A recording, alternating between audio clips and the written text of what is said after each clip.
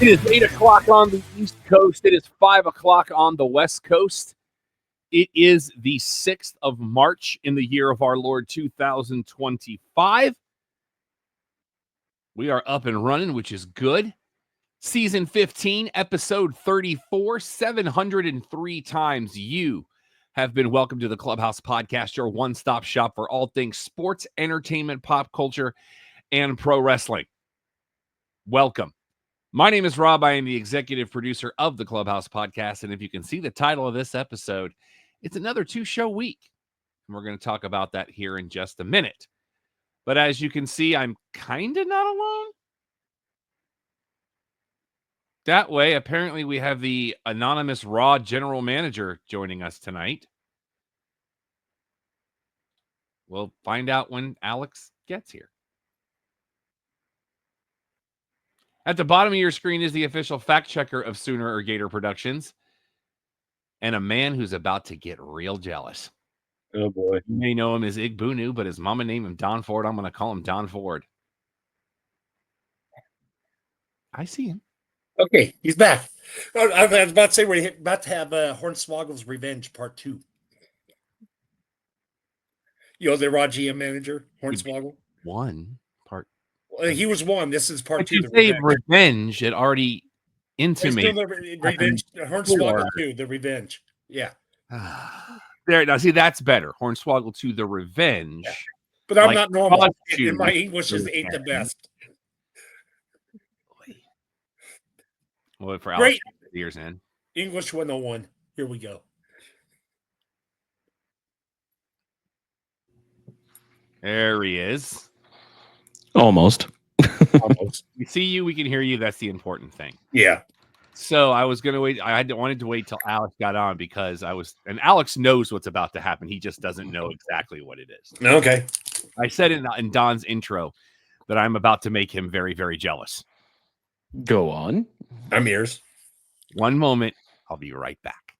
Okay. Oh, boy. Riveting.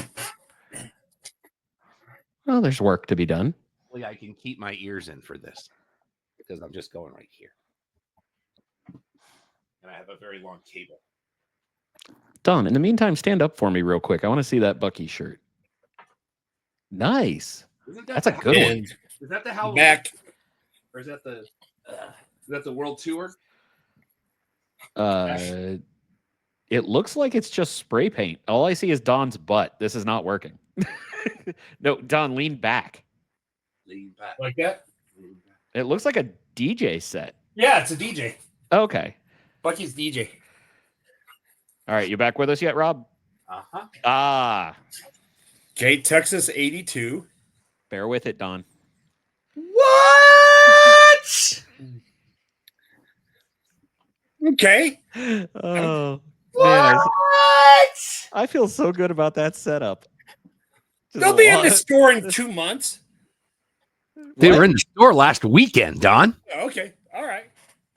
This and I don't know how you can see it on camera. Yeah. It's stitched. It's embroidered and stitched, dude. Oh, wow.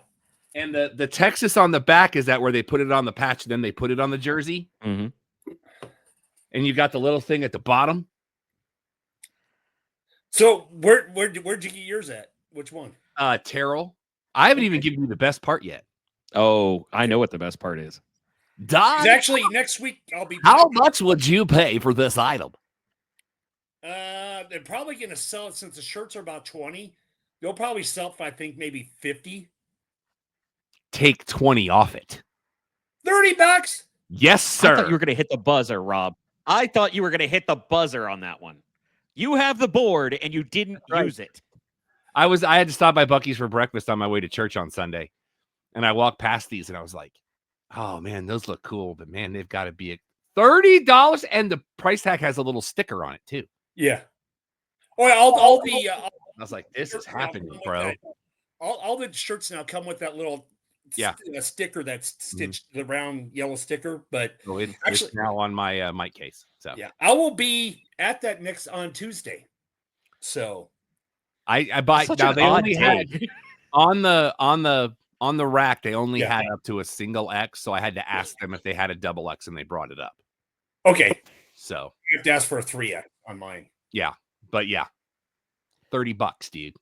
Don, I'm going to make a couple buckies on Tuesday with work. Am I coming through? You are now. Yeah, we hear you. When you guys talk at the same time, it kind of jumbles a little bit. No, but I honestly didn't know if I wasn't coming through because I accidentally muted myself a minute ago. Don, I almost never offer this. Yeah. Do you want me to see if they have them this weekend, or are you good just waiting? If you're out there. I won't be, but I live out this direction. Yeah. I mean, Terrell's out there, though. Yeah, but he's in Rockwall. It's a straight shot down 205. Yeah, it's like a 20-30 minute drive for me. Yeah. Okay.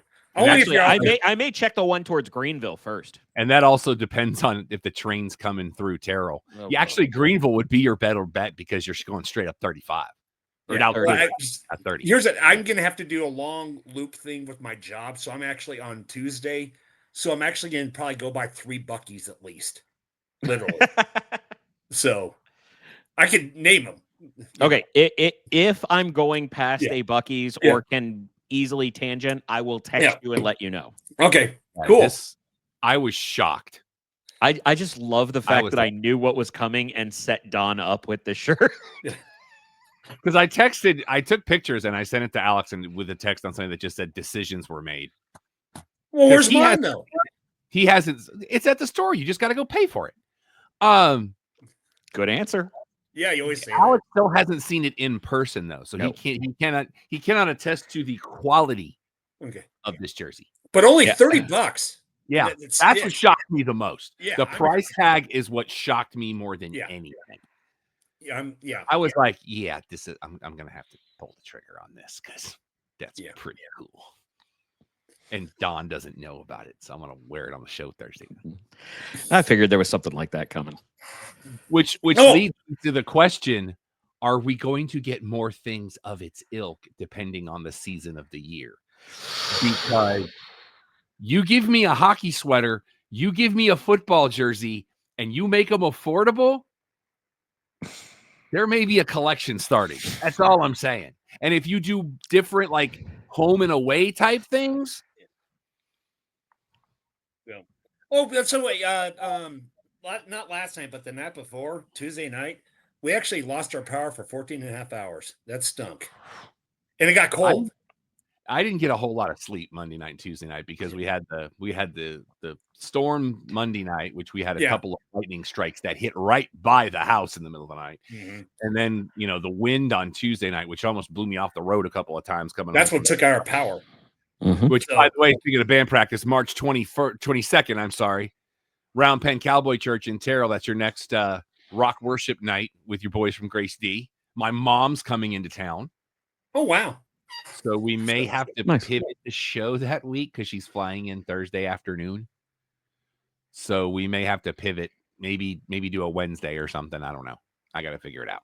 We'll get it. We decided we are going to get a generator now because we're tired of the.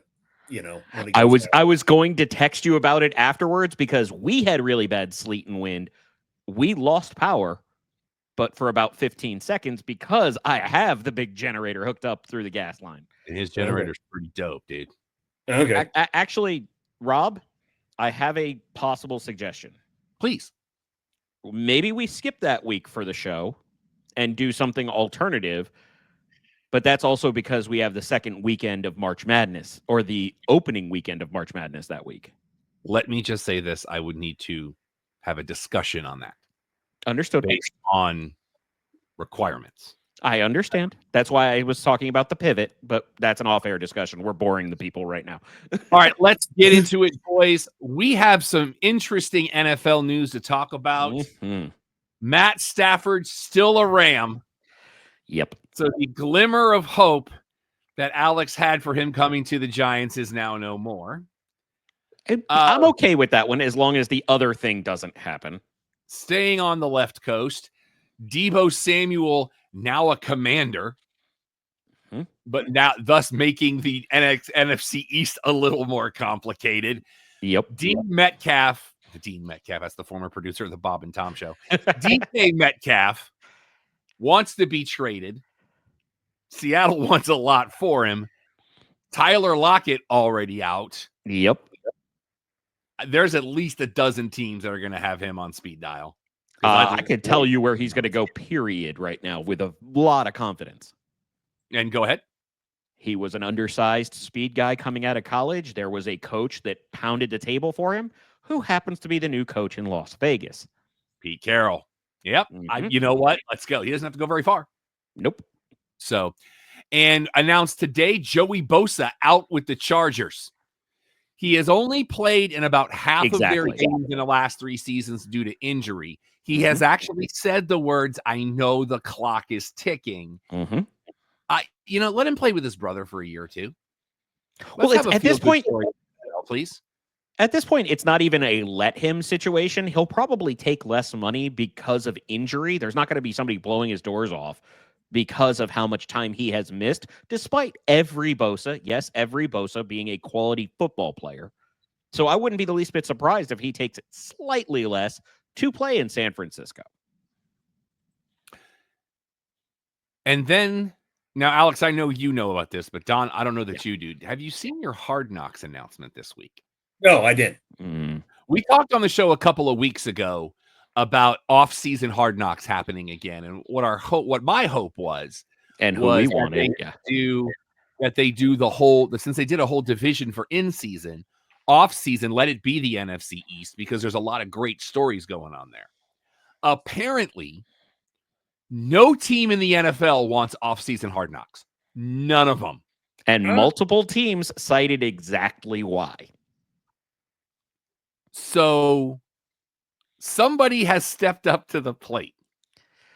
Sort of. A team that is now referring to themselves as the 33rd NFL team. Ugh. The University of North Carolina, coached by Bill Belichick. The look on Don's face is priceless. It's the correct look. That could be your off-season Hard Knocks, dude. No, that's been confirmed. Oh, is it official now? Because I hadn't heard confirmation. Yeah, I believe I saw that it was official. It's a college team? Yep. Yeah. Because every NFL team has that moment where they go, Joe Shane might not be an idiot, but boy, did he look like one. Yeah. So, and the word came down today officially, or no, it was yesterday. We talk about this all the time on the show. A lot of the stats that I like to get, for the most part, come from 2 places. Around the Horn. Let me finish this, then we can go back to it. And pardon the interruption. We mentioned about a month ago that that Around the Horn would be coming to a close after over 20 years.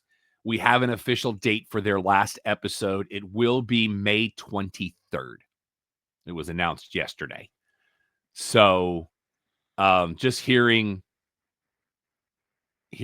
Tony Reale give the official announcement and the things he said at the end of yesterday's episode, I got a little choked up. I hope he goes back to PTI to be stat boy, because I like Tony Reale. I do. I think he's a great personality. Do you think he'd go back to being stat boy, though? I don't know what he's got on the plate, but to be perfectly honest, I think he'll get another show. He's very good. I hope so. Such a fan of that guy. Always, even when he was stat boy.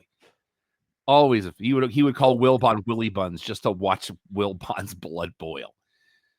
But going back to Hard Knocks, what about the regular next season? Have they announced that yet? Yeah, there's nothing on that one. Okay. Alex, you had something. So 2 days ago, it was reported that the reported off-season Hard Knocks for the University of North Carolina has fallen through. Based on the North Carolina program and its head not being happy with how much creative control they had. So it was official, still a possibility. Right. So you're saying there's apparently still discussions going on based on how far it was going through. This is coming from CBS Sports. Okay. There is a possibility that a deal will get done, but it will require concessions from Bill Belichick, which we know he's famous for, caving. Compromising. Yeah. So don't expect an off-season Hard Knocks, or at least I'm not. Let's get into the NBA. Congratulations to the Cleveland Cavaliers. They are the first team to officially lock down a playoff spot. Got home from band practice Tuesday night, and my wife is not one to give me content, if you will, outside of the stories I tell. But I walk in, and she looks at her phone, and she looks at me, and she goes, "Oh, LeBron James, first person ever to 50,000 points. Does that interest you?" I'm like, yes and no. Like, yes, because that's going to be content for the show. But I congratulations. I mean, the people behind him aren't even close. Well, but they also have so many less played games. Yeah. It's scary when you realize it. Somebody put up a stat, I want to say last week, that was like, hey, remember how we were so unquestionable about Michael Jordan being the GOAT for so long? I want you to look back and realize that dude only played for like 10 years. Yeah. That's it. Oh my God. Well, and hold on to that because we're going to come back to that. Mm-hmm. Did you see what happened last night in Boston? Well, how long has LeBron been in now? He came out of high school my first year of college. So 23 years, 22 years, 22 or 23 years is basically how long he's been in. So his career is almost literally double Michael Jordan's. Okay. In like 20 years. Okay. But did you see what happened in Boston last night? I have seen a few things, but I don't think it's what you're referring to. What you got? So a first happened with the Boston Celtics last night. Oh, that's saying a lot. The first time ever, now not in the league, but for the Boston Celtics, in their history, in their storied history, for the first time last night, 2 teammates scored 40 or more in a single game. Which is shocking to me based on the players they've had. So if I were to say to you, Alex, who do you think those 2 players would be? You mean from last night? Correct. I'd say Jaylen Brown and Jason Tatum. Not surprising based on your setup. Derek White and Peyton Pritchard. Yeah, no part of me would have guessed that. What? That is shocking enough. But do you understand? You just mentioned Michael Jordan. You know how many times he and Pippen did it? Why do I feel like I want to say 0? One time? One time. They both scored 40 or more in a game. And I'm going to be the full disclosure. I am trying to find another post that I saw yesterday and came across one that's pretty poignant. For 50-point games, Kareem Abdul-Jabbar and LeBron James are your 2 all-time leading scorers, correct? To my knowledge, yes. Between the 2 of them, they have had 50-point games 24 times. James Harden just had his 24th individual 50-point game. So that was also last night. James, well, it's being reported 27 minutes ago. That's why I was. So they apparently sat on that one for today. Yeah. Well, last night was Cleveland gets into the playoffs. This thing happens in Boston, and then Harden has the 50-point game. It was a big night last night for the NBA. Oh, yeah. It's insane. But it's the NBA. Okay, I found my thing for the next segment. Go ahead. Oh, no, for the next segment. Yeah. Okay. I was planning ahead for a change. Bear with me. I know it's weird. No, it's okay. I didn't want to get away from it if it was on topic. Mm-hmm. That was my thing. No. It was not. Let's get into your standings in the Eastern Conference Atlantic Division. The Toronto Raptors. Hey, 20 wins. Good on you. Did still you 24 see that points practice court they have? No. So it just got revealed in the last couple of days. They have an all-glass screen practice court. So they can use a computer to change what floor they're practicing on so they're used to their next games. But kind of here's where like the floor they used last year in the All-Star game? similar. Okay. But it gets even crazier because they can use an Apple Pencil and draw plays onto the court itself for practice. If you have a chance, go look at interactive basketball court. It is the craziest thing I've seen in technology. That would take a really kind of makes long me time. interested. That would I'm take sorry? a really long time to draw a play on the court. Well, no, but what I'm saying, the X's and O's of drawing it out for people to go through.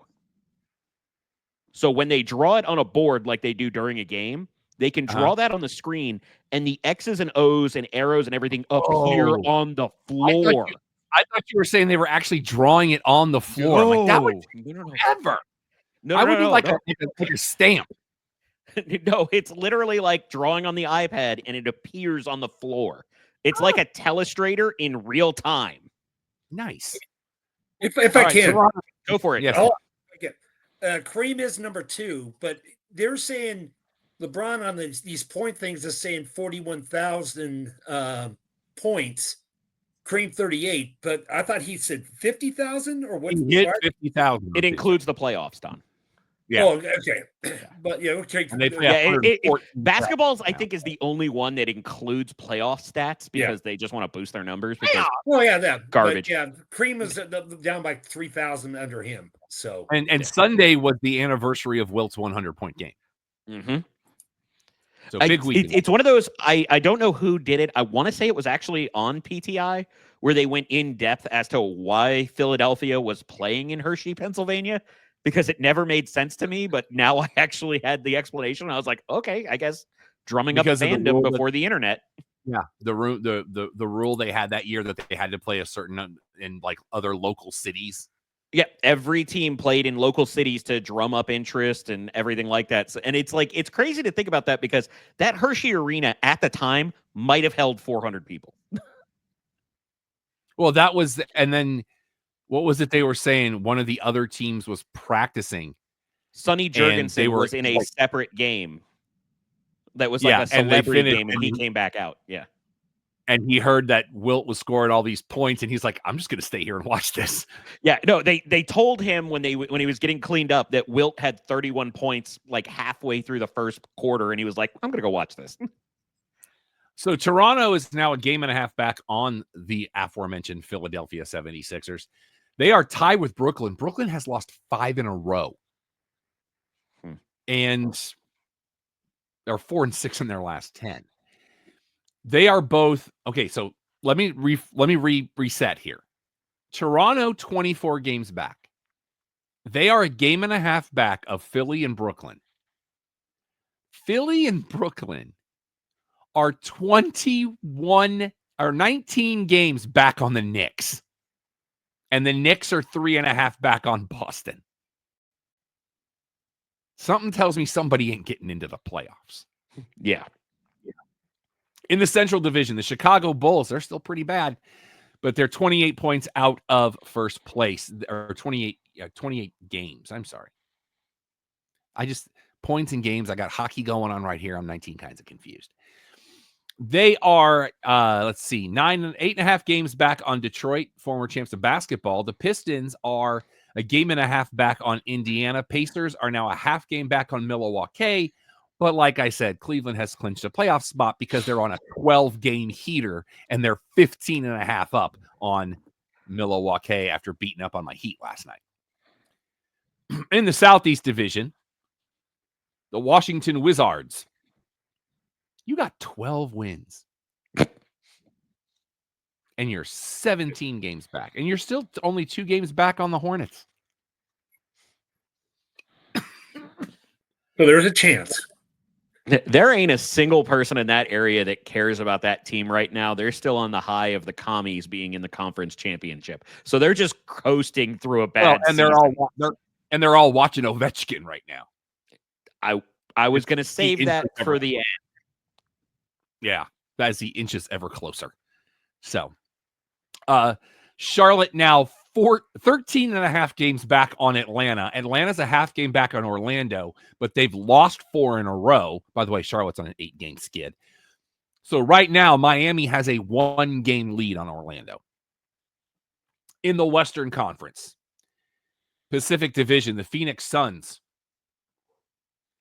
now saying maybe Kevin Durant wants out. And apparently Miami's His hairline has calling. wanted out for 3 years. That's just a large human. They're 11 games out of first place, and they're 4 games below 500. They are 3.5 back on Sacramento. The Kings are a half game back on the Clippers. Clippers are a game back on Golden State. And they've won 2 in a row. However, the Lakers are 6 games up because they're on a 7-game heater. In the Southwest Division, Fly Pelican. They're 21 games out of first place. They got 17 wins. They're not worried. Mardi Gras just finished. They're all still recovering. And by the way, people, Fat Tuesday is also called Pancake Tuesday. So if you didn't understand why people were doing stuff with pancakes on Tuesday, that's why. Don't know why Today I learned. See, I just thought people were like, there were all these things about in Britain and they were having a big pancake festival. I'm like, yeah, it's Mardi Gras. Yeah, I didn't know that. One big pancake with a little plastic baby in it. Did not know that was a thing. Mm-hmm. I knew about king cake. I didn't know about the pancakes. You know about the king cake. Okay, good. Yeah. They are 10 games back of San Antonio. The Spurs are now 3.5 back on Dallas. Dallas is now 5.5 back on Houston. Memphis, and even though they've lost 4 in a row, they're still 1 up in the division. And in the Northwest Division, the Utah Jazz, they've got 15 wins, but they got 47 losses, and they're 36 games back. They are 12.5 back on Portland. The Trailblazers now 6.5 back on Minnesota. The Timberwolves are 6 back on Denver. Denver is now 11 back on Oklahoma City, who's won 5 in a row. This is the time of year where we can start to talk about if the playoffs started today, because it's almost that time. I'm just going to give you, like, the red line right now has Chicago at the 10 spot for the Eastern Conference. Mm-hmm. They are teams within 5 games of them right now are Brooklyn, Philly, and Toronto. Toronto's only 4 games out of the playoffs right now, and they've won 20 games. So your play-ins would be Chicago, Atlanta, Orlando, Miami. Above the red line at this point, Detroit, Indiana, Milwaukee, Knicks, Boston, Cleveland. In the Western Conference, Dallas would be the 10 seed right now. Only teams within 5 games of them are Phoenix, Portland, San Antonio. New Orleans and Utah, too far back. It's not going to matter. I feel like one of those is definitely going to overtake Dallas, though, with as much has been going terribly, terribly wrong with this team. So you're playing right now, Dallas, Sacramento, Clippers, Minnesota. Above the red line, Golden State, Houston, Memphis, Denver, Lakers, Oklahoma City. And you want your crazy stat? You know the difference right now between the Lakers and Oklahoma City? Go for it. 11 games. Okay, between the 1 and 2 right now. Yeah. And they're only 1 game worse than Cleveland. Yeah. And haven't clinched a playoff spot yet. But as we know with the NBA and any league that has more than half of their teams make the playoffs, that's not uncommon for like one team to clinch, but it's the rest of their conference that really helps them clinch. NHL, let's get into your standings. Before we do that, just over Yes, please. Because we had already mentioned Ovechkin and Washington, that was the teaser I was going to leave on. Did you see what he is doing at this point? Besides lighting everything up right now? Yes. I mean, in conjunction with this. Go ahead. So I would say my age bracket going up, we grew up knowing Gretzky is the great one. Watching him score goals and everything. And I didn't want Ovechkin to break this record. I am reversing course. And shout out to Shippy for bringing this to my attention, even if indirectly. Shippy and Groups, check out their show right here on Sunset Lounge DFW. That's their show. But Ovechkin, and I'm going to paraphrase so as to not do the whole thing. He's like, there's a lot of attention on this chase, so I'm going to use it for good because we should all help and make cancer go away. So, partnering with Hockey Fights Cancer and the V Foundation, which is very near and dear to my heart, they have created what's known as the Great Chase, GR8, because of Ovechkin's number, for victory over cancer. He is donating the equivalent of what his career goal is for every goal he has scored. Nice. And they have set up multiple avenues for other people to match. And even Ovechkin, Ovi, has said, I know that not everybody has a lot, but if you want a baseline of just donating $8 towards it, every bit of it, 100% is going to pediatric cancer within the V Foundation. And I now want him to break the record and score 1,000 goals. And seeing Ovechkin reminds me of how old I am, because when I remember when him and Crosby were drafted, and dear God, there's a lot of gray hair on that man's head. Well, and the funny part is I was looking at him and I was like, oh, he must be old. He must be like the only player in the NHL older than me. Oh, God, he's younger. Standings, the Sabres.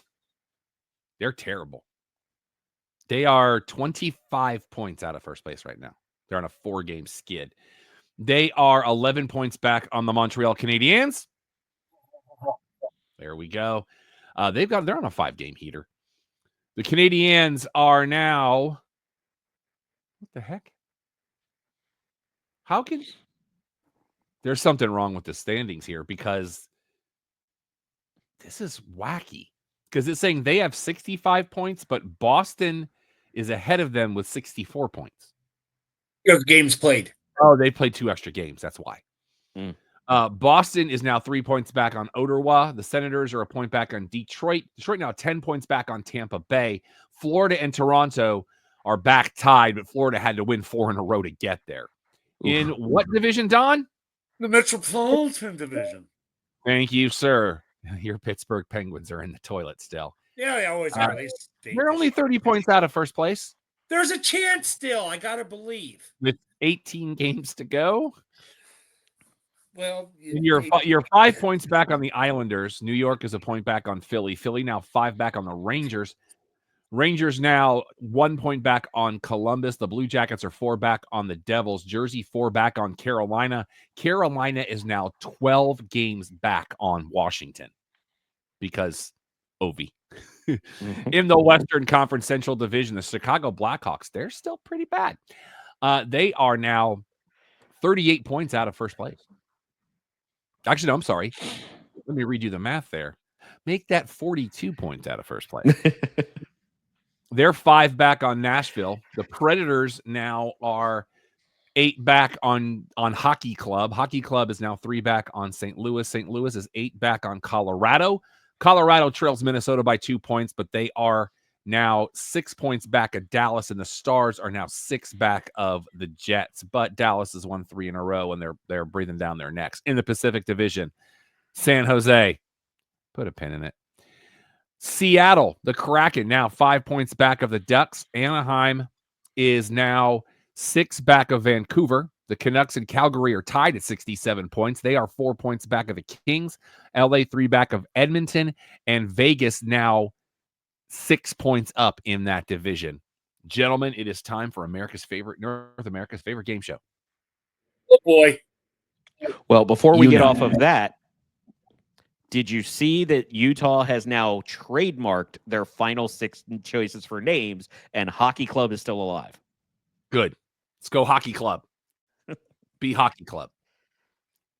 All right, time for North America's favorite game show. Gentlemen, what is the goal differential? It's 75. I said it last week. I think it's a little over. Don is saying minus 75. I think I said 70 and had made it by 2. I'm going to do the thing. Don, you're going to get shafted. I'm going to go minus 76. The worst goal You're going differential first. Deal. The worst goal differential in the Eastern Conference currently belongs to the Pittsburgh Penguins, who are at a -53. The closest team to San Jose in the Western Conference is Chicago at a -46. The Winnipeg Jets currently have the best in all of hockey, even better than Washington, who's at a +60. Winnipeg's at a +70. San Jose has played 63 games, which means they have 19 to go. They are 17, 37, and 9 in those games for a total of 43 points, which puts them 37 points out of first place. In March, they are 9-18-2 at home. They are 8-19-7 on the road. So again, they're consistent. Do you think you could get the rest of the season tickets for like $12? I'm just saying. They might ask you to play. They are 2-5-3 in their last 2-5-3 in their last 10. Ooh. Currently,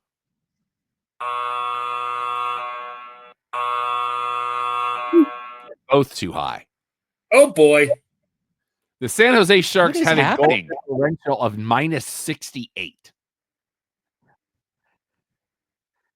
Which, if they doubled the amount of goals down from last week, wasn't it? Yeah. But think about this. If they double their goal production, they would still be 2 goals back on Winnipeg. I feel like I need to look this up. Like, did they win a game by like 8 goals or something this week? They won 2 in a row. So the 2 in that 2-5-3 are just happened. But at the same time, that means that 8 of their last 10 games, they were at least -1. Yeah. Yeah. Or tied. No. There's no ties. Remember, it's overtime loss now.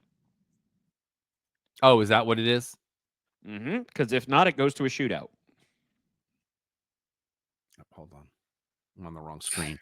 All right, let's get into TV and stuff we watched this week. TV edition. That was bad. Gentlemen, I don't have any new TV.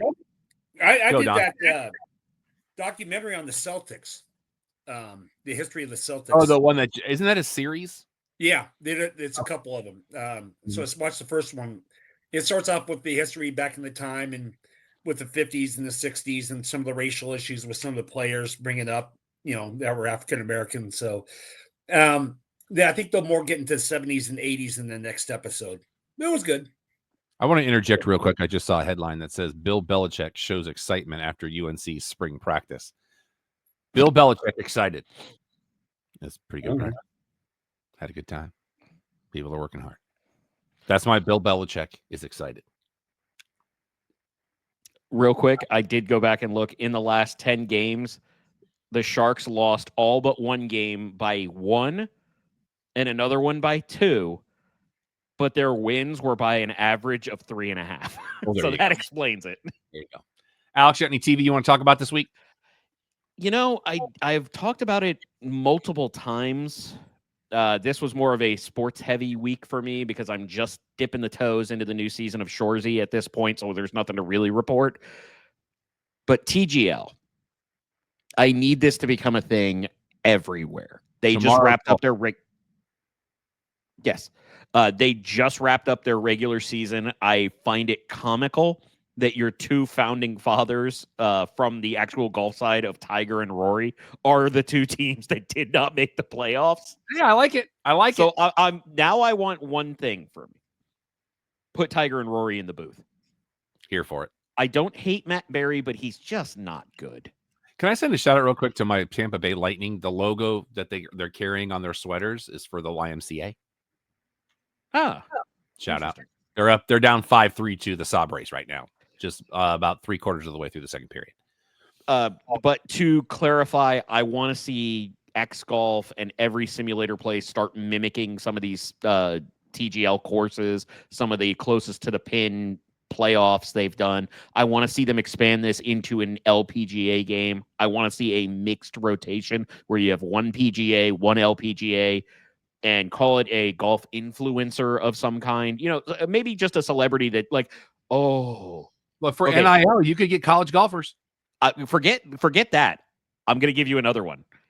So they've made a big deal about who these investors are. A lot of former baseball players or everything like that. Each match of the year or of the season, one of the investors has to play as the third shot. All right. Oh, man, I want to see Big Poppy shank one into the screen. And then I want Keenan Thompson in the booth doing his Big Poppy. Yes. He hit the ball. You slice. You go this way. You go that way. And then just start naming food. I love when he does. And throw Mark Wahlberg in the booth when Derek Jeter's turn is to play for New York. SNL was very pedestrian this week. Shane Gillis, Tate McRae, don't get it. Pretty girl. They found her on So You Think You Can Dance, but I'm 99% sure she was lip syncing both songs. Well, we've seen history of that at SNL. And this week is double duty for the Lady Gaga. Oh, really? I'm very much looking forward to, because I like the Lady Gaga. All right. You guys know how much I love human interest stories. Mm-hmm. Did you see this Steve Carell headline? Yes. I did not. Yes, he did. Steve Carell yesterday was simultaneously broadcast in assemblies at 6 different Altadena high schools that had been affected by the wildfire. In that video, he said that he is teaming up with a Virginia charity called Alice's Kids, and he paid for all their prom tickets. And if they had already bought the prom tickets, they were going to be reimbursed. And he finished the video with, "And remember, I'm Steve Carell." So shout out to Steve Carell. I was holding my tongue because I was like, he did not Scott Stotts this thing, right? $175,000 is the cost that they're given to cover all that. That's a lot of money. $175,000. Awesome. Yeah. So thank you. Yeah, I was worried you were about to say this was another Scott Stotts. Yeah. No. I can't watch that episode. I can't. No, it's so that is the one for The Office. When it's on, if I can't change the channel, I will leave the room. Yeah. Was that the one where he said he's paying for the college or whatever? Yes. Scott Stotts, yes. And that is universally accepted as the most uncomfortable episode in that entire series. I thought it was good. No, it's a good episode. I just can't all watch of the episodes of The Office. That's what makes but it's so uncomfortable. That's what makes it such good television, that it makes me uncomfortable. HBO Max is developing Crazy Rich Asians as a series. Okay. I could see that. Netflix has renewed their basketball show Running Point for season 2 with Kate Hudson basically playing Jeannie Buss. Jeannie Buss? Yeah. And they have canceled The Recruit after 2 seasons. Never got into that one. It didn't live up to the movie. That's the problem. Okay. Paramount Plus has canceled the Frasier revival after 2 seasons. And Kelsey Grammer is not happy. Oh, I was going to say, did they cancel it or did they get canceled told? Yeah. Because we've seen situations like that. He was upset because he says that Paramount Plus did not promote the show well. It didn't. It absolutely didn't. But they have renewed Criminal Minds Evolution for season 19. Season 18 premieres May the 8th. My wife has been through Criminal Minds the entire show twice. She loves her some Criminal Minds. Watch it since they took it off. I never watched it since they took it off CBS or whatever. On the stream. And where's it streaming now again? Paramount Plus. Paramount Plus. Okay, which we don't have. Okay. Yeah. And I want to say I watched it until, why am I drawing a blank on his name? Mandy Patinkin. Yes, when Mandy Patinkin left was when I stopped. And no, is Joe is he still on Joey that? Pants? I don't watch yeah, okay. No, Manganiello is the one. Oh, the Mangello. Okay. Yeah. And they have Sci-Fi has renewed The Ark for season 3. We don't talk a lot about sci-fi because there's. Or is it? Wait, no, it's Joe Mantegna. Let me real time correct. It's Joe Mantegna. Big Tony. Joe Manganiello is the one that's doing the weird Survivor hybrid. Yeah, the Deal or No Deal Island. Yeah. If you ever want to watch an all-time great SNL monologue, look up Joe Mantegna on hosting SNL, because right in the middle, this guy and his kid get up and leave because they thought it was Joe Montana. And the way he basically is like, he just goes straight Goodfellas on him, and they're like, yeah, we'll sit back. It's a wonderful. I have seen that one. TV on DVD and Blu-ray this week. Coincidentally, season 2 of the Frasier reboot will be available on Tuesday. And season 2, I believe, which is also the final season for the Quantum Leap reboot, available. We want to send our deepest out to the friends family of one David Johansen, who passed away this past weekend at the age of 75. You may know him as Buster Poindexter. If you've ever been on a cruise ship, you've probably heard hot, hot, hot until the end of time. Or lived in South Florida. Yeah, you're not wrong there. Concert. They always started a Buffett concert with that hot, hot, hot. So, immense talent, did a lot of great acting too. To me, he's always the ghost of Christmas past for me. Yep. So, our best and dearest to all of his family, friends, and fans. Let's get into movies and stuff we watched this week. Movie edition. I watched a movie this past weekend. What you got? I watched Captain America: Brave New World. And I also learned that the correct pronunciation is Dolby Atmos. I've heard that. Because I heard they said it on the screen. I'm like, okay, they said it. That's how I'm going to say it from now on. It's going to sound pretentious, but I was one of 5 people in the theater. You mentioned that. Which I was totally okay with. Yeah. You know. How was it? Well, I'll get there. Okay. What I will say, like, this is not mandatory homework, but Marvel did a limited series. I think it was like 6 or 8 issues in the early aughts that was called Captain America: Red, White, and Truth. This is a pseudo spoiler. It's not. So what Red, White, and Truth deals with is the Captain America that the government doesn't talk about. That character does play a role in this film and is played by one of my favorite actors. I'm not saying that series is mandatory to see this film, but it will help you understand some of the dynamics in this film.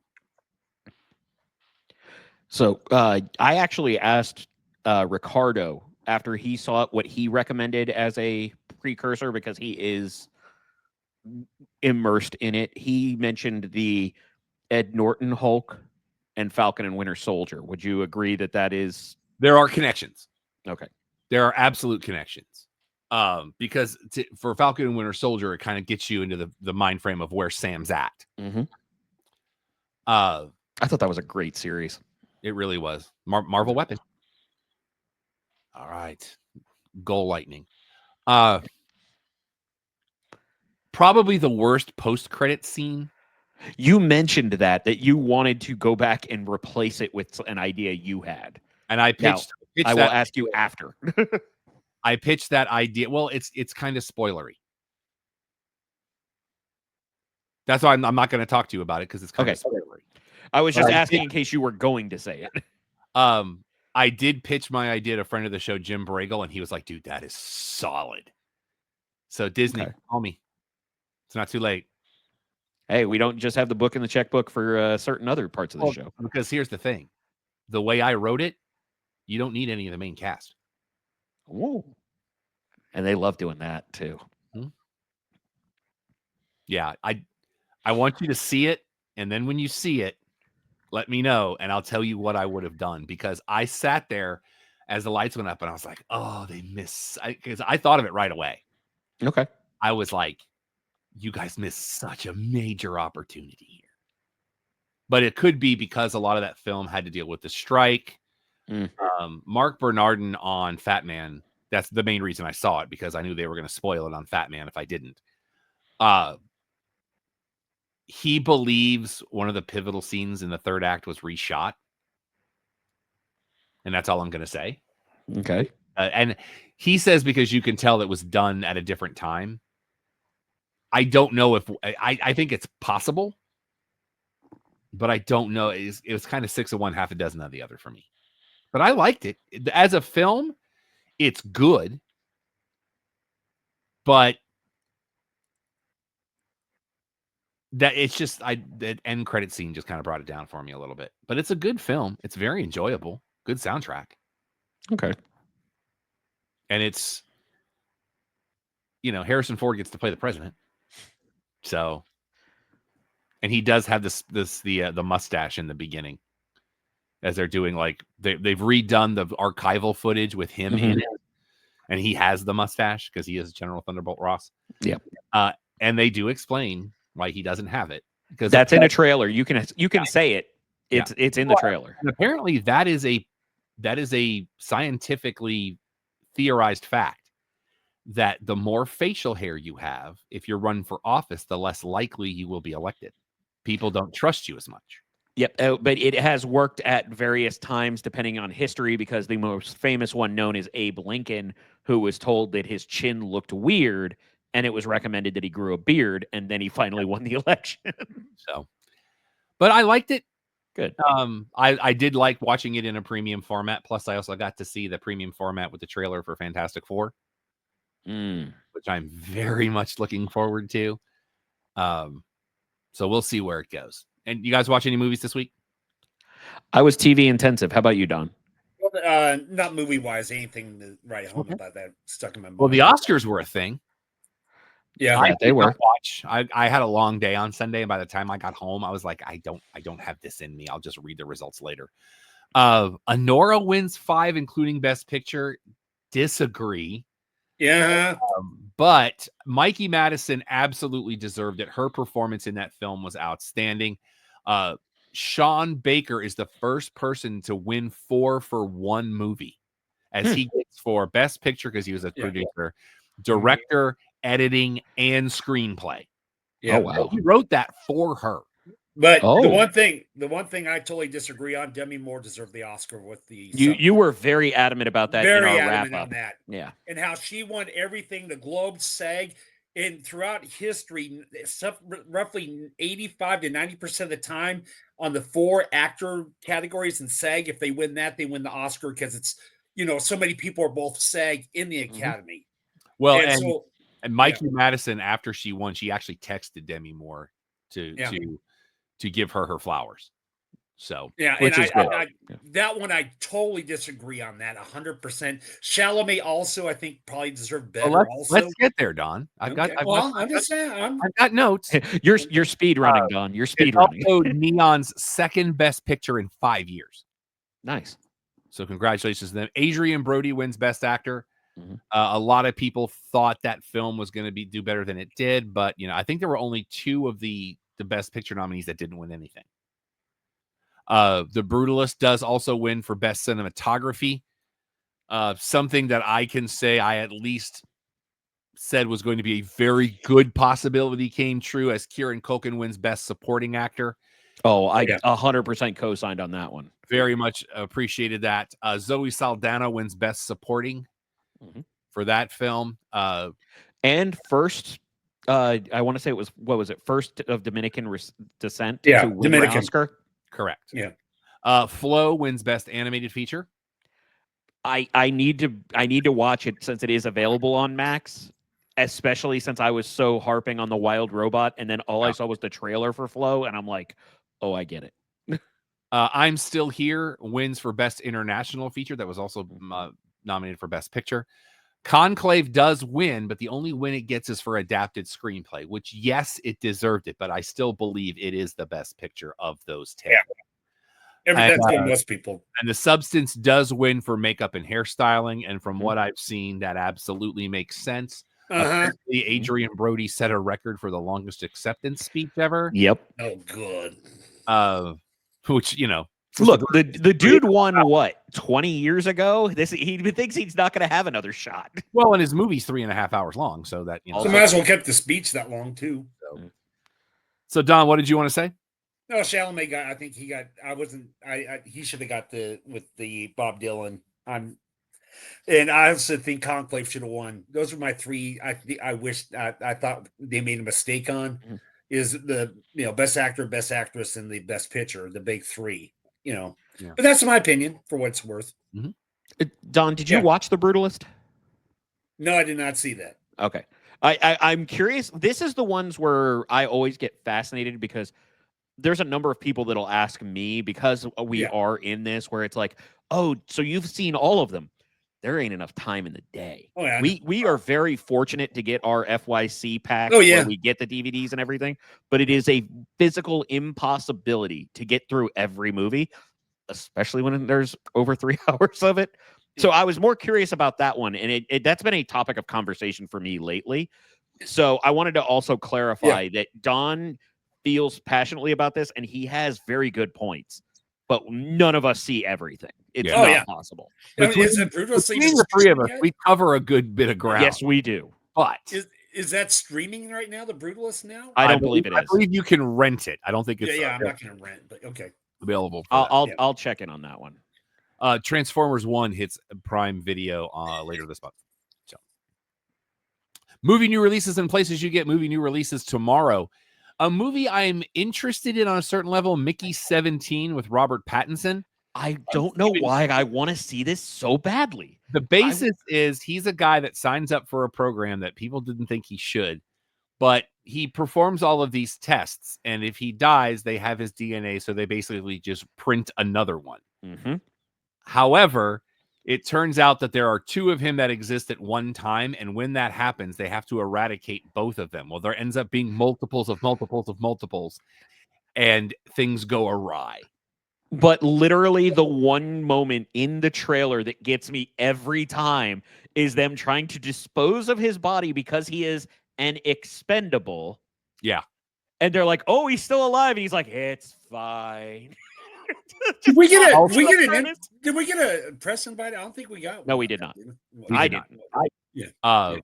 Queen of the Ring, which is another thing I wish we would have gotten screening for, is tomorrow. This is Emily Bett Rickards is playing Mildred Burke. Yep. And if you hear the word Mildred Burke thrown around, it's because her name is on the NWA women's title. And is known as the Mildred. Yes. Walton Goggins is also in this. Francesca Eastwood is in this. You've got a lot of very famous female athletes that are in this. Carla Buono is in this. Deborah Ann Wall. I mean, and this is getting a lot of really, really good buzz. So this is the movie that I really want to try to see this weekend if I can, but I don't think I have time. Also this week, a movie that's not getting very good reviews with the Dave Bautista and Mila Jovovich. It is called In the Lost Lands. This is Paul W.S. Anderson. A queen sends the powerful and feared sorceress Grey Alice to the ghostly wilderness of the Lost Lands in search of a magical power where the sorceress and her guide, the drifter Boyce, must outwit and outfight man and demon. This looks like something that should have gone straight to Netflix. Absolutely. Well, it looks like they took Resident Evil with Mila Jovovich, her character from Hellboy as the witch, threw Dave Bautista in because he wanted to do a Western, shook it up, and then just threw it into the desert. That's literally what this looks like. I will go back. I will go back to the stuff I watched. I did see that Mila Jovovich Breathe, which came out last year, or Breath. Okay. Where they're short on air, and so they have to live underground, kind of like the there's no air outside, and they're kind of stuck in this new land. But then they get invaded because they're able to have living in their own house, basically. In their own compound where they actually are able to produce oxygen, but it's that thing for survival when people are trying to come in and invade. Yeah. An East Flatbush mother and daughter, barely surviving in an oxygen-less world, must band together to protect each other when the intruders arrive claiming to know their missing father. See, I can't hear Flatbush and not think Gracie Lee Flatbush, which was the cover name for Sandra Bullock in Miss Congeniality. Night of the Zoopocalypse is an animated feature that releases this weekend. A wolf and mountain lion team up when a meteor unleashes a virus, turning zoo animals into zombies. They join forces with other survivors to rescue the zoo and stop the deranged mutant leader from spreading the virus. Voice cast. You have me at David Harbour. Oh, yes. So that's one thumb up. Paul Sun-Hyung Lee is in this. Let's see. Is there anybody else I recognize? That seems to be the list. Oh, Scott Thompson from Kids in the Hall. So you got that going for you. We also have, I got to do this right. Mary Kill this week. Lucy Hale is in this. As a serial killer targets women on dating apps, a true crime junkie must figure out which of her 3 dates is a boy, marriage material, or trying to kill her. So this sounds like a flaccid pass. That's good. Didn't realize the pun.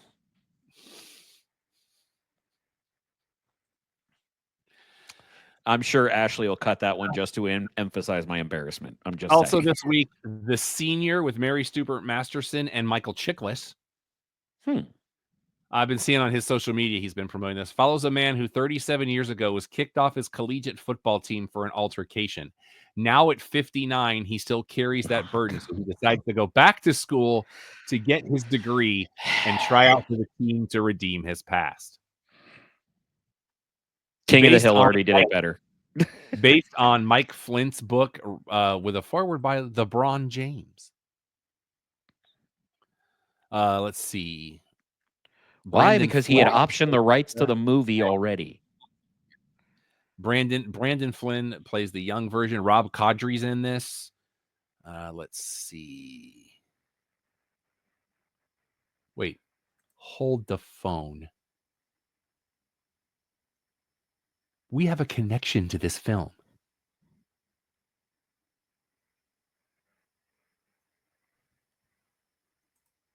I'm trying to pull it up because I'm still... This show has a connection to this film. And why this person hasn't been talking about it is very interesting. Because Rob Corddry. Okay. Yeah. Friend of the show, Christina Dark Cosplay, is in this movie. So strange. And Major Dodge is in this movie. I just saw Dodge and Major's in it. Another friend of the show, Erica Muse, is in this movie. Okay, now I'm starting to wonder if they shot this in my backyard. And none of them have talked about this. At least not to me. Which is nutso. All right, well, go see this movie because we know people that are in it.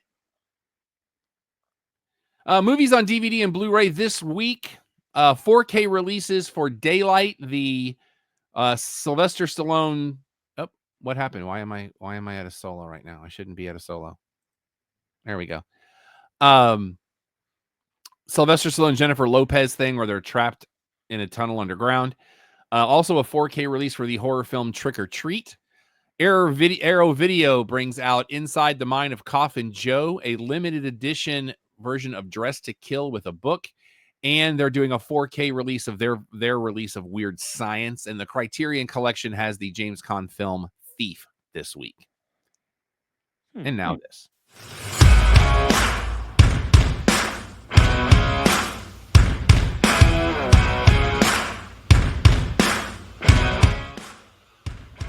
It is time for the Cheap Podcast, your one-stop shop for all things as it pertains to the world of our sport, known as professional wrestling. Let us dive right in. Announced today.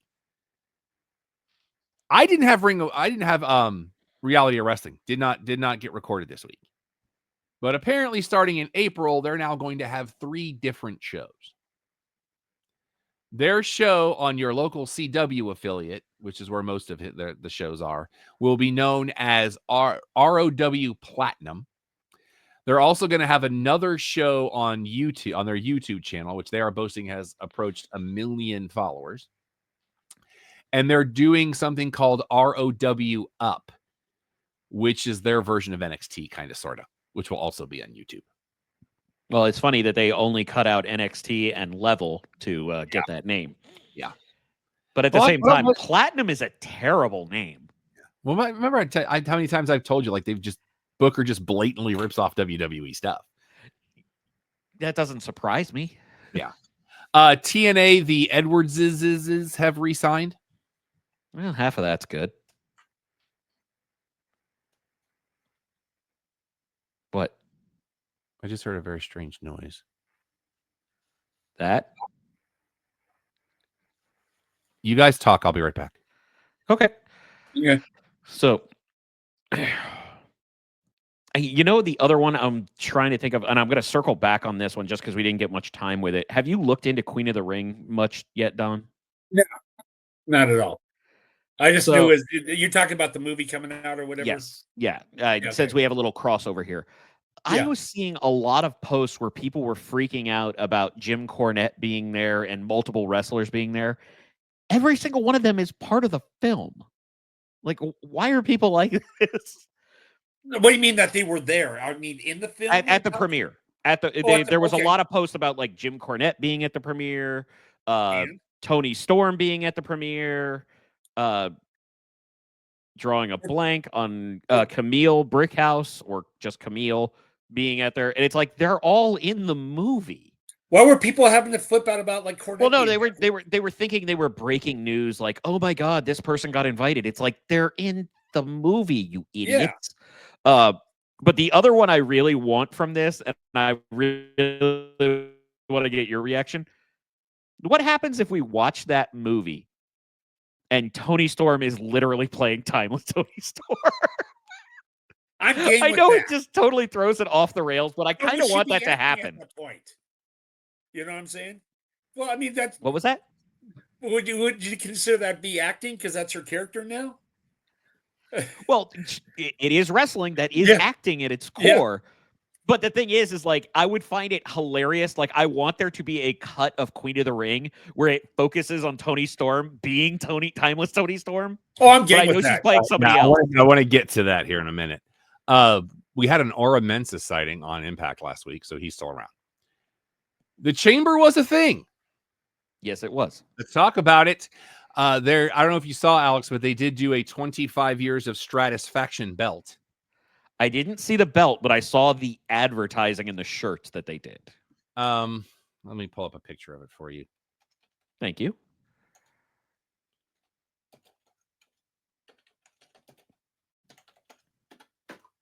Because I don't know how I feel about this. There we go. Oh, I can get it from shop, which is going to be helpful.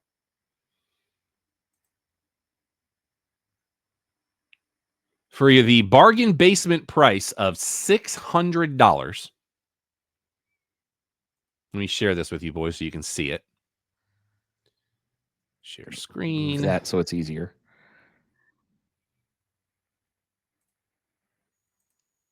This is what it looks like. I've never been a fan of this belt to begin with. Okay. So, and we'll show you just kind of what's going on here. When she was champion for a while, that's what it looked like. That was her belt more than anything else. Yeah. But I've never liked this belt.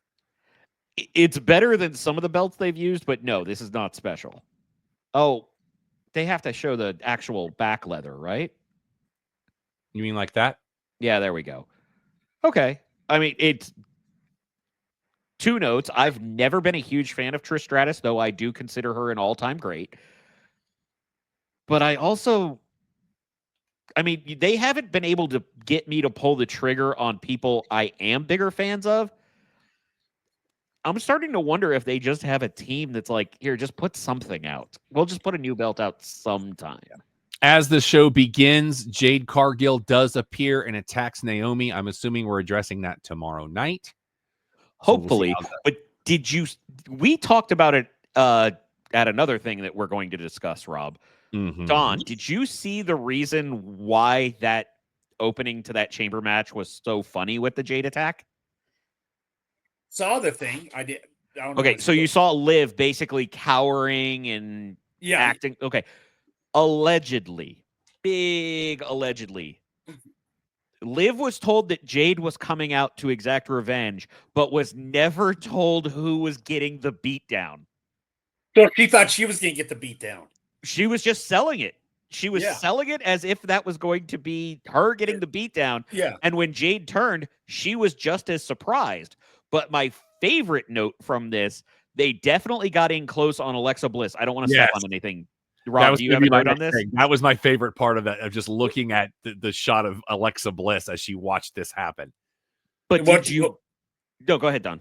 I mean, what was the thing of this shot of Bliss? What was she... Okay, so they zoomed in on her. Yeah. But here's where the acting is really brilliant. And I went and looked this up because I just couldn't wrap my mind around it. I want you to think kayfabe. Okay, you with me? Yeah. You are Alexa Bliss. Okay. You have been gone for 2 years. You have never seen Jade in kayfabe. All you know as diminutive Alexa is this Greek goddess just showed up. I activated the Alexa in here. I apologize. But sees this giant, hulking, gorgeous peak of humanity who happens to be 1.5 feet taller than you just come screaming into the cage to annihilate a full-size woman in front of you, and you have never seen this woman in your life. That was peak acting by Alexa Bliss. It's kind of the... Now, here's my beef with the beatdown in the end is... I'm sorry, hold on. Did you say the beatdown in the end or and Naomi? No, I'm saying, did you say in the end or and the end? No, in the end. Okay, I just wanted to confirm. After Jade walks out, Liv should have been, to make her a bigger heel and to like just take the advantage, should have pulled Naomi in and did the quick 1, 2, 3. The only reason I don't agree with that is because I think they did a good job telling that story where everybody was so in shock. And they announced Naomi being eliminated before she even would have had an opportunity for that. So I like where you're coming from. Because I like where you're coming from. Weasel. Hold on. But here's your other problem. Yeah. Liv's not part of that story. At this point, she's no longer part of that story. And she's... let me put it in this other context. If you were booking Liv to win the chamber, I could roll with you on that because you're getting heel heat. I like the idea that you're telling Jade as this unstoppable force who removes somebody from a chamber just by beating them down. I like that story better, but I see where you're coming from. That thinks her trying to take advantage and be a weasel and be a heel. But at the same time, she's already done enough of that. She has the tag titles. You don't want to add that level to it because it's not going to go anywhere. And plus, I always hate that thing of cannot go on kind of thing, especially in the chamber. They should have done... May I pivot your thing? Yeah. Let Jade hit her with the implant buster, jaded, whatever we're calling it this time. Hit Naomi with it hard in the middle of the ring. Yeah. And then have Jade just grab Liv and put her on top of her to eliminate. I'm getting with that. I would go with. Yeah, I'm getting with that. I love the video promo they did for her on Monday night. The Jade promo? Yes. Yeah. And we'll talk about that here in a minute. Yep. So Bianca wins. Randy Orton returns to set up that match for Mania. Cena wins. And Don, dreams do come true. You guys are gonna flip out on this. No, we're not. Because John Cena is now heel. Mm-hmm. I want him to start going by Jonathan now. There was a promo poster that dropped the day before that from left to right had Cena, Rock, and Travis Scott, and it was meant to be foreshadowing, and nobody picked up on it. Nope. So they were trolling us all the day before. Apparently Cody had a busted eardrum and a black eye, which was theorized to be courtesy of Travis Scott, but Conrad Thompson has said that has been denied. Well, the busted eardrum. The busted eardrum was denied, but Travis Scott threw a real shot at Cody's face. That's why he was bruised. Yeah. But that was also, he did ask, allegedly Travis Scott did ask about getting involved, and Rock told him to go for it. So that's why he actually hit Cody. So if I may on this, number one, I would say that he has had this career, as much as, and all that stuff. It's not going to be like the Hogan, especially when he has time left. He's saying, this is my year. This is it. This is it. This is it. I understand why they did it. But it's kind of like how you have Emmitt Smith, who's a Cowboy the entire time, then has to finish up with Arizona. Oh no, I believe that there's a very, very valid reason for this, but Alex had his hand up, so I'm gonna let him go first. I did have a thought about this because you mentioned about having the time left. Wouldn't the ultimate heel move be like, thanks for all the gifts on the farewell tour, but I'm going to stick around a little longer? Well, but since this is a victory lap, allegedly, I believe that's when you're on the home stretch and you just sit in the room and you go, okay, what haven't we done? What do we want to do that we haven't done? And he now has the Guinness World Record for longest WWE face run before turning heel. Yep. That is recognized by Guinness. Because why not? And it's his second one, because he also has the record for most Make-A-Wish wishes done. So I love that he was doing Make-A-Wishes in the gear before the turn. I love that. Because my thing is, it's just that one level. If this is it, let's say this is it, and let's say he does Mania, and basically he's done or whatever. So he's gone through the end of the year. Through the end of the year. So this late, to do it this late, I think it's just, he shouldn't have done it. And as much as, and I will say this though, the press conference after, at the end, him just walking into the press conference, does a mic drop and walks out. That was great. I'll give it to the Wanchana. But I just, as a man, his just like, what was the point? Was it really that, especially when this long of a career? Yeah, because it's not going to tarnish anything, because let's just have some fun with it. Although Bray Wyatt knew before we all did. So, but here's your other part. Go ahead. You have millions, if not billions of children. Millions or billions of children who have already spent their parents' money on 8,000 color combinations of John Cena's gear. Guess who didn't buy those as much? Adults who are stoked about this heel run. They're about to get the last dollar that John Cena didn't earn. When they were playing reaction videos, the one they played with the kid that was at his own birthday party. Oh, that to me was the dagger. I was like, that was so brilliant, though. It was so great. I need somebody to check on our truth, because he's not taking this well. I love the response of, like, was it Brandy that said John tweets, no? Oh no, Brandy tweets, John Cena sucks. Yeah, and then his response was, "We can't jump to conclusions." Yep. And then at one point, he's thinking this might have been AI.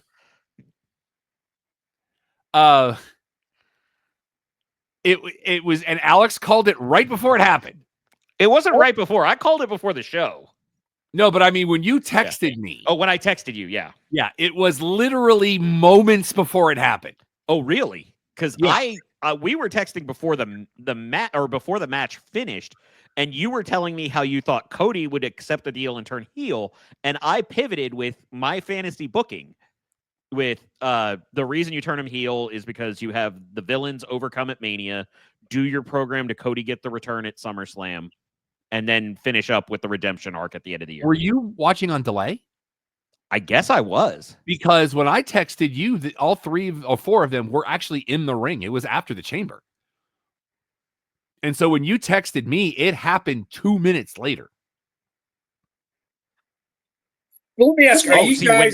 When we were watching, it was still during the chamber. I don't think Cena had even come out of his pod when we were texting. You were watching on delay. So the question, if you both have the Don, what were you going to ask? If you both have the book and checkbook, would you have had Bianca and John both win or you had somebody else take on win the Chambers and go to Mania in the main events? I picked Cena, but I did not pick Bianca. Same. Who would you have had then? That's my Also question. Allow me to respond in a different way on this one, Rob. Yeah, go ahead. I think you and I had the same pick. We both thought Alexa was going to win. Is that accurate? Yep, that is correct. Okay. But I like the booking of Bianca. That's one of the things I've noticed about the H era or whatever era you want to call this. It's not what I wanted or what I expected, but I'm not against it. But Cena, 1,000%, that would have been my booking. And like I said, I have already, I don't want to use the word that's in my head. I have already projected the entire run for the rest of the year on Cena that involves winning the title, losing the title, redemption, and then finishing the year with Rock Cena 3 at Ruthless Aggression in Boston. We both agree on the ending, but we do not agree on everything else. Right. Because I said before the Rumble, even before the Chamber, that Cena will win, but he will lose at Mania. Mm-hmm. See, I could see them losing the tag titles, and then Jade and Naomi have the big brawl at Mania. You know what I'm saying? But Don, they've already lost the tag titles. That's what I say. They lost the tag titles. So they lose the titles, and what they do with them in the booking is we're going to have Jade and Naomi do Mania.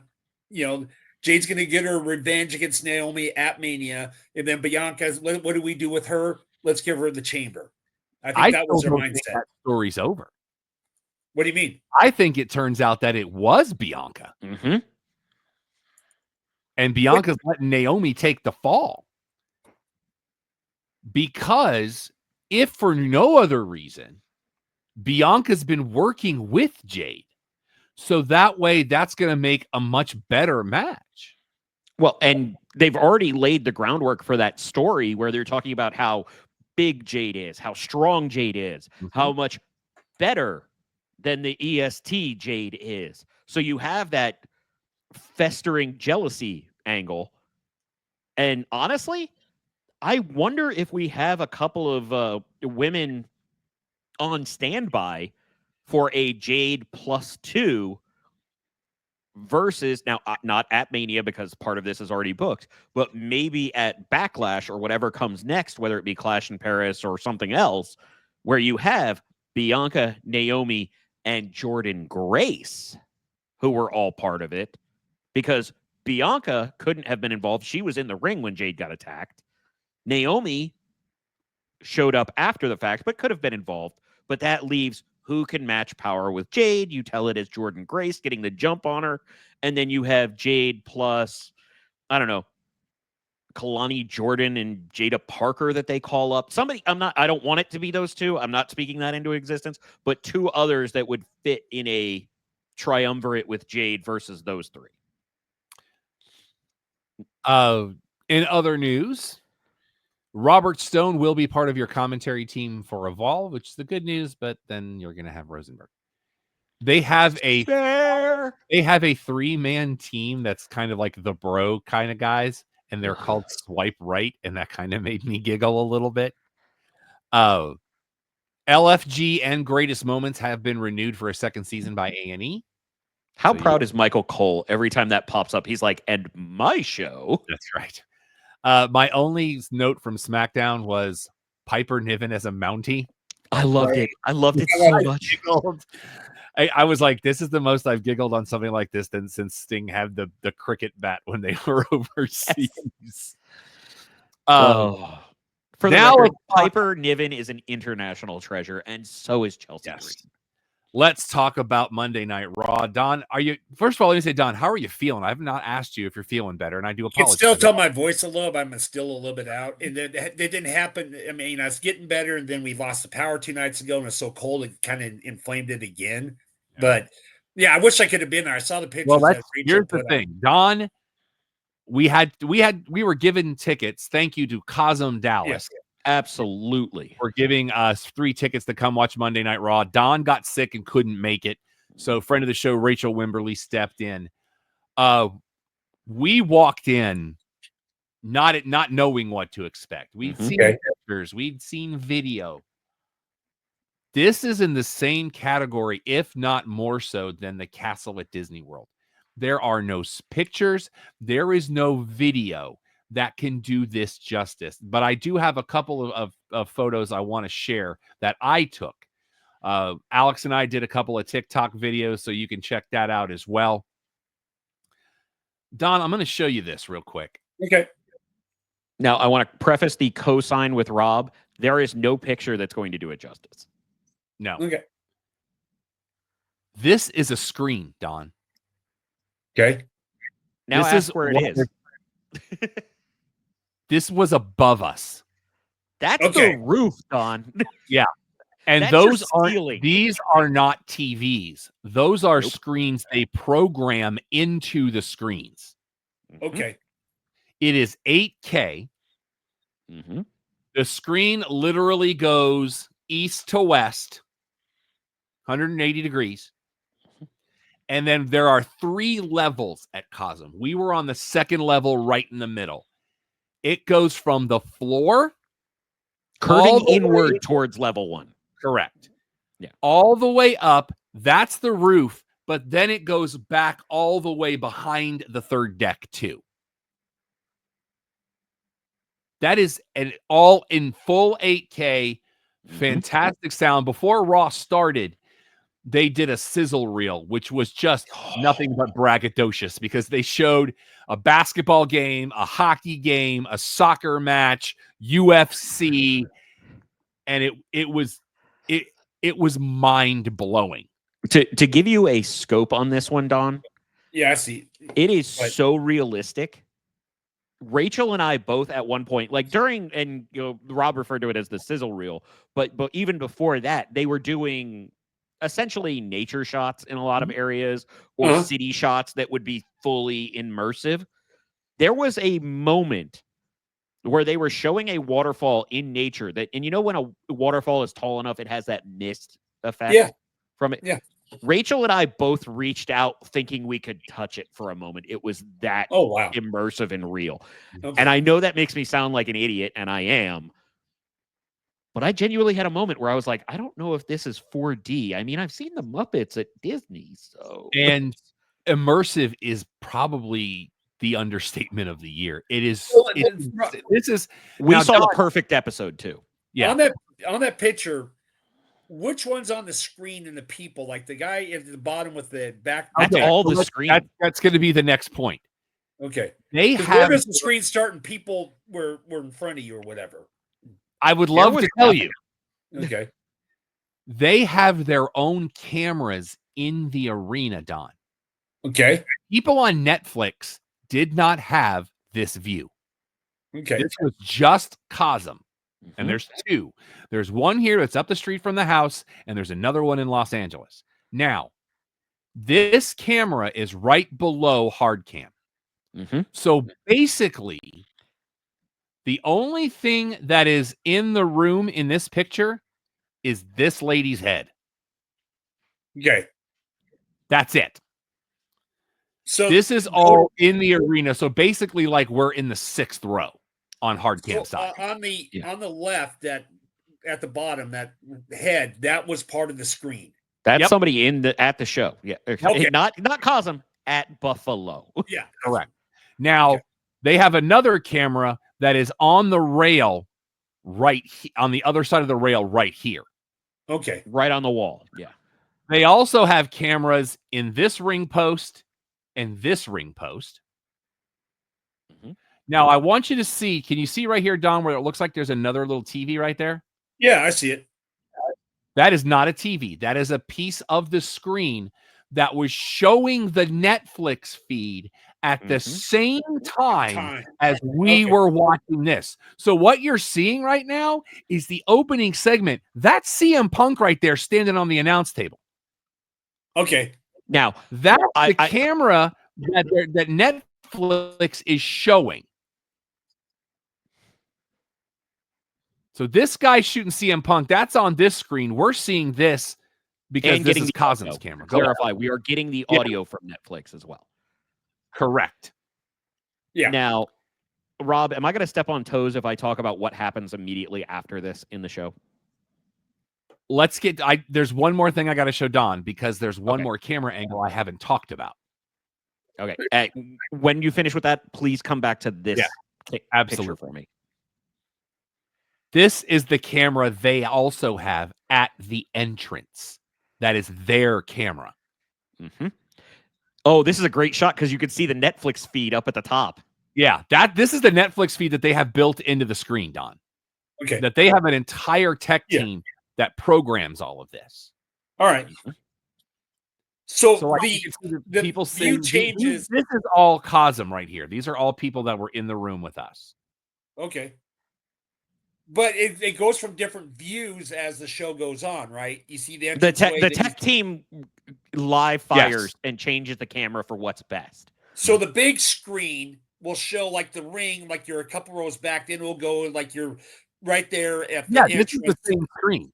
They changed it to here when the fight went to here. Yeah, that's what I'm saying. So that will change the view. Yeah, they will live cycle through camera angles as they see best, whether it be on the pillar, whether it be on the wall in front of the mat, whether it's right below production, whether it's at the entryway, it does not matter. They have guys live changing that. And one of the coolest things they did with this angle, when it was during the women's match, they both fell out of the ring, so you couldn't see them. They just took and put right here, biggest day, just put the Netflix feed because they had the better camera angle. That's how on the ball these people are. Oh, but here's where the reason I wanted to come back to this. So, Don. Yeah. Having watched the Netflix feed, how did you feel about the brawl to open the show? What was the brawl? Oh, that was the opening segment of the show. Yeah. Punk the Punk in and Rollins. Yeah, Rollins. Okay. Yeah, it was a good brawl. They got into it. What if I told you what you saw on Netflix? I'm going to need a bleep in a second, Rob. Okay. All right. Was absolute bull compared to what we were getting in Cosm. Okay. Because so they brawled into the crowd and then they went to commercial, right? Yeah. That brawl kept happening in this shot in front of us. And they kept tracking it with the Cosm cameras through the entire thing. So we were watching the brawl as if we were sitting there. And my dumbass literally sits up at one point to try and see where they're going. That's how immersive it is. I forgot I wasn't in the arena for a moment. Now, did they have views that you're like in the front row too? That's on the wall. Yeah, on that front I'm wall. telling you, on the rail. Yeah, there's a camera on the right here on the other side. But I want you to see the guy in the black hoodie holding up his phone. So his phone is about in the middle of the ring, right? Yeah. Maybe a little to the right. If you go straight down to that wall, maybe a foot below the rail is their camera right there. So you're literally looking right as if you're in. Okay. I'll give you another one. You know, remember Superfan Smiley? That's always in the green shirt and the smile face shirt on the opposite side. That camera is basically the exact same seat he has at everything, but on the opposite side. Yeah. So what did they show during the commercials? There were no commercials. They didn't. They showed the arena and they played music periodically. And we didn't even have the Netflix branding on the Netflix screen, which leads me to believe that we were getting the international feed because the international feed wouldn't show American commercials. The only commercials we would see is like we would see on Netflix having the commercial free thing where it was a WWE promo, but that's what they were still showing in the arena.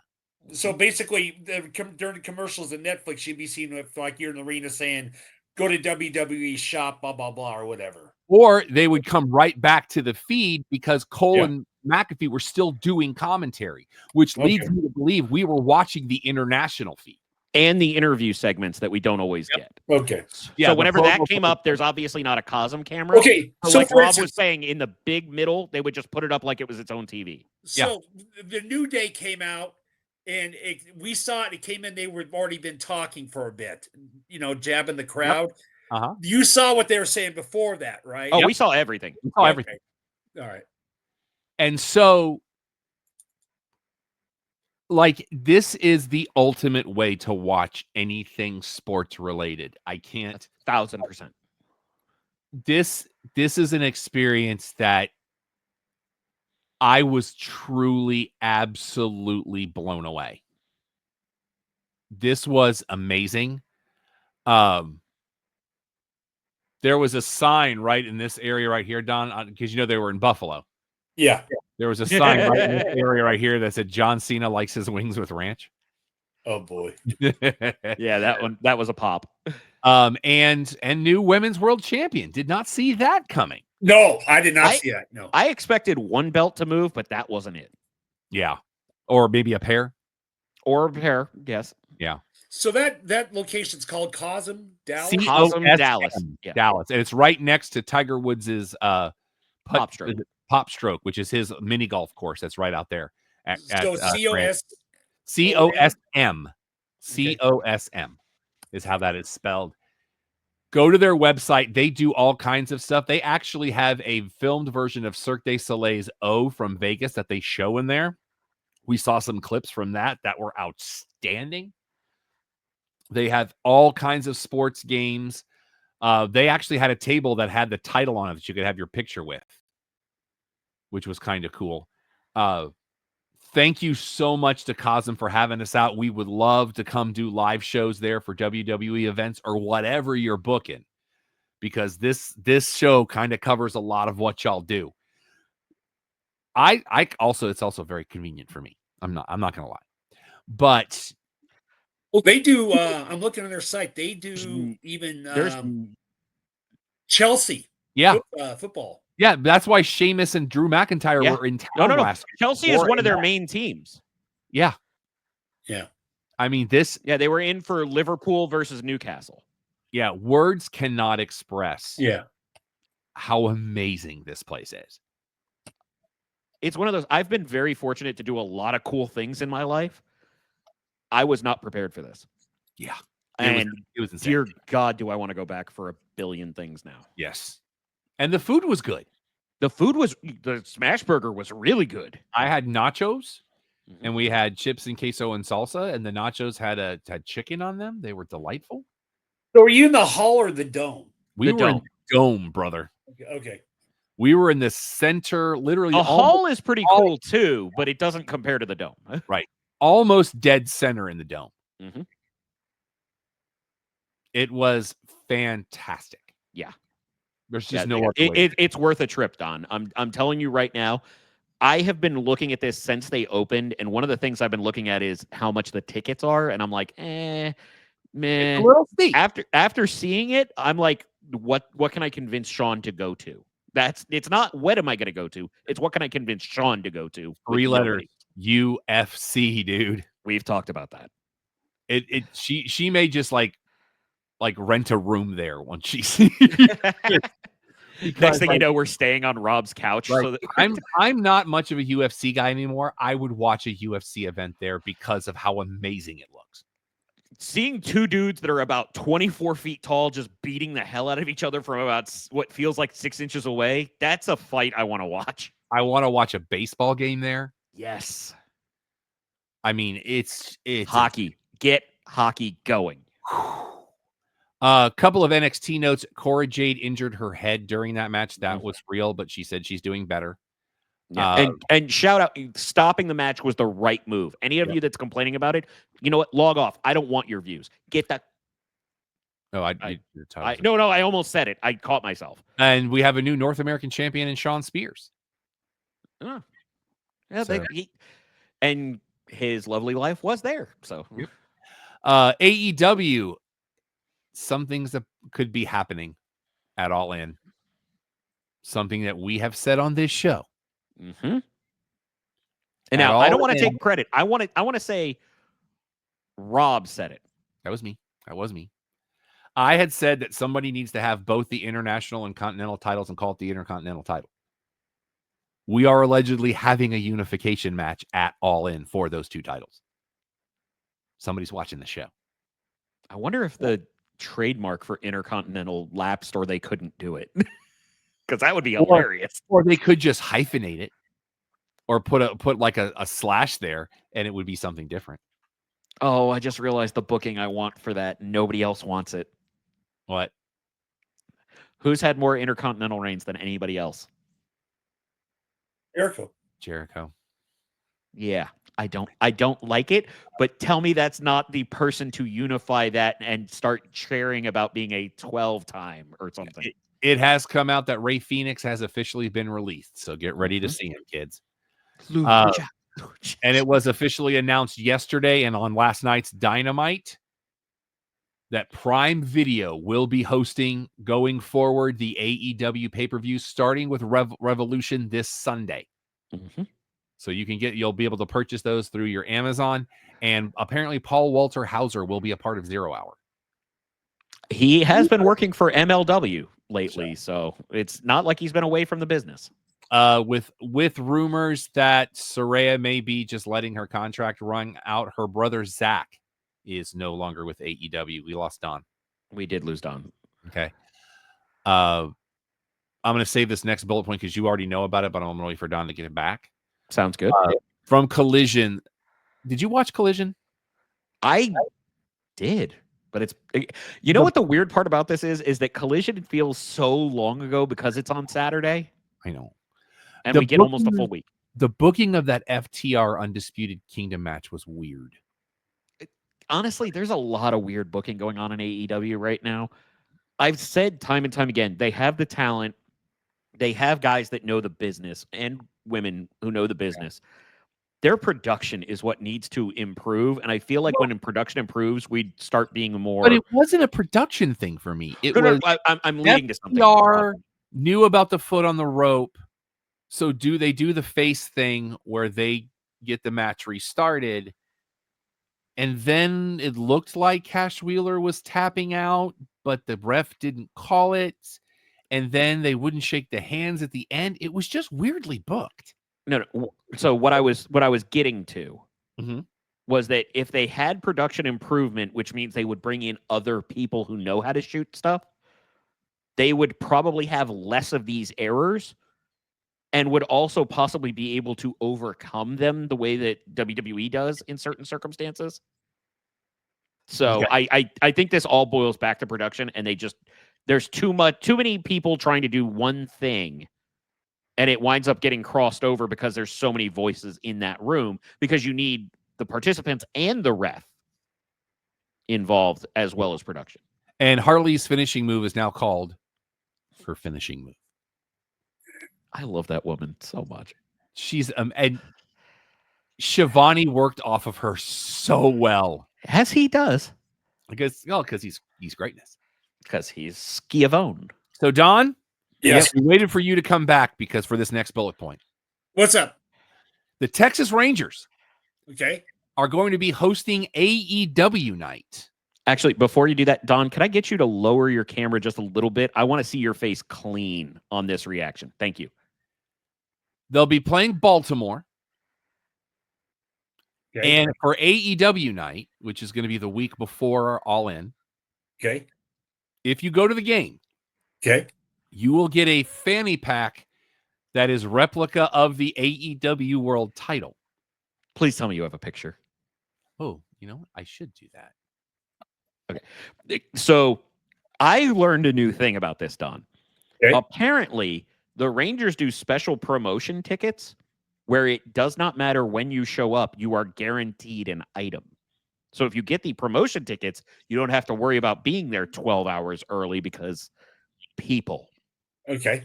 So I have had discussions about potentially getting these just out of my own curiosity because we've seen the Igloo ones where they do it with the WWE belts. And let's be honest, those belts are toys. They suck. So seeing the AEW one, I want to get a closer look at this. Am I killing enough time, Rob? I'm almost there. Okay. Ooh, they're doing May the 4th night. Oh, they've always done that one. They usually do a Star Wars bobblehead on that night. It is Kumar Rocker Mandalorian bobblehead. Don't care, don't want it. Love The Mandalorian. Kumar Rocker is always dead to me. Horror flick Heim night, and you can get a little handmade Jonah Jason Heim. Voorhees. They're doing Power Rangers night with special Power Rangers themed jerseys. Another handmade by robots, the Degrominator. You might be interested in that. Nope. You get the replica rings on June 19th. Dude Perfect night.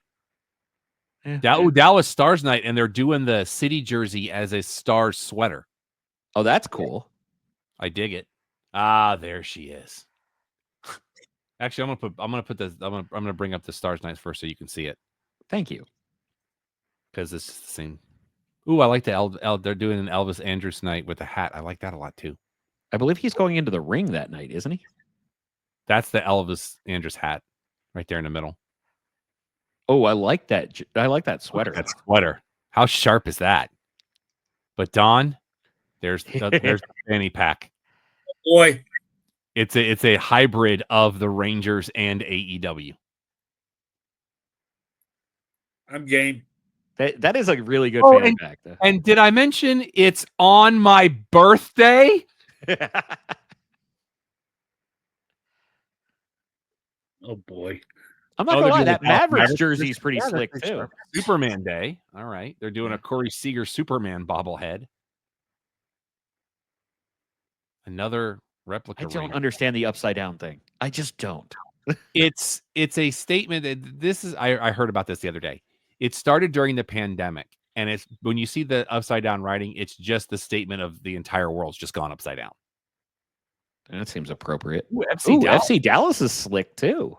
Stranger Things. Oh, an 80s Rangers Stranger Things pullover baseball jersey. Let's go. Against Cleveland. Well, Marvel Knights. Captain America, Josh Young bobblehead. Well, there's Stevens. Yeah. Pokemon Go. Hey, Don, Margaritaville There night. you go, Don. September 20th. Look at that. Versus the Marlins. Look at that. Look how sharp that is.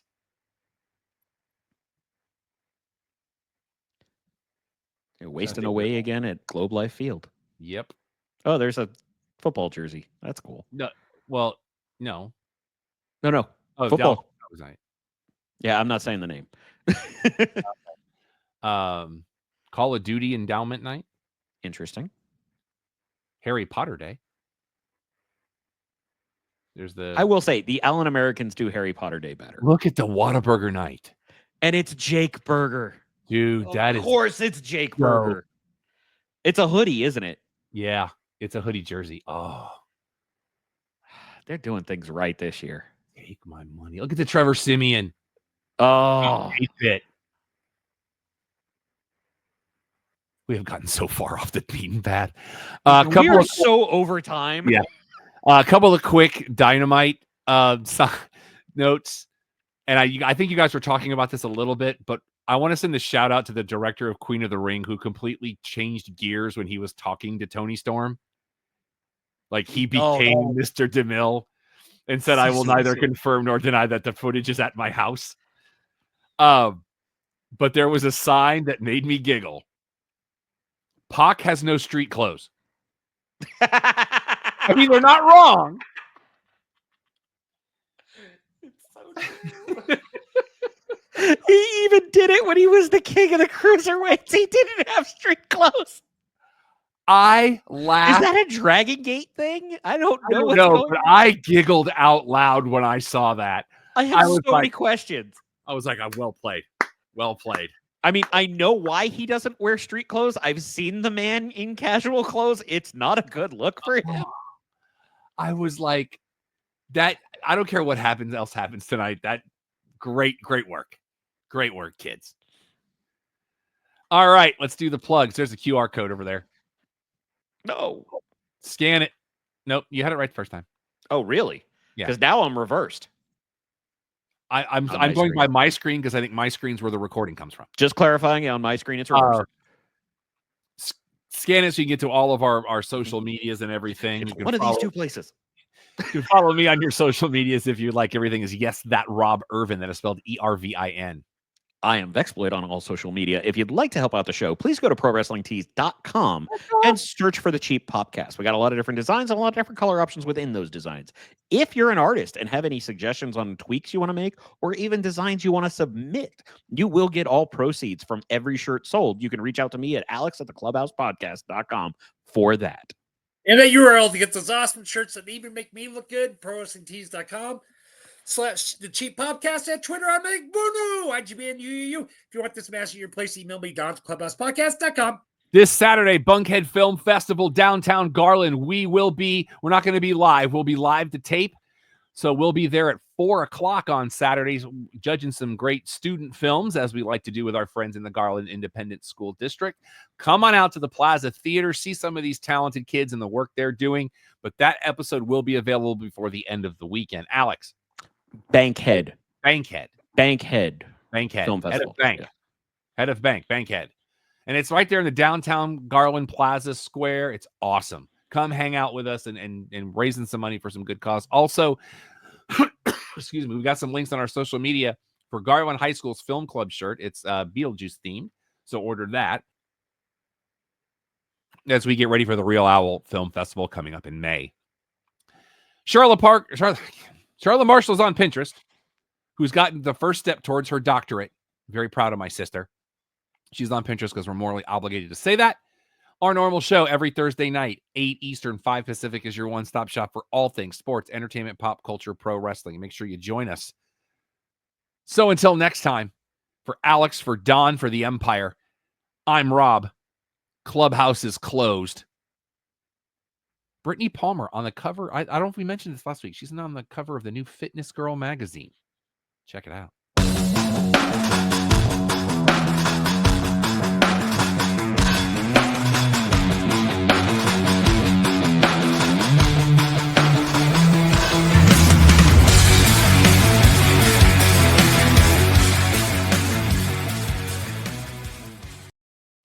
This is a Stolen Water Media production.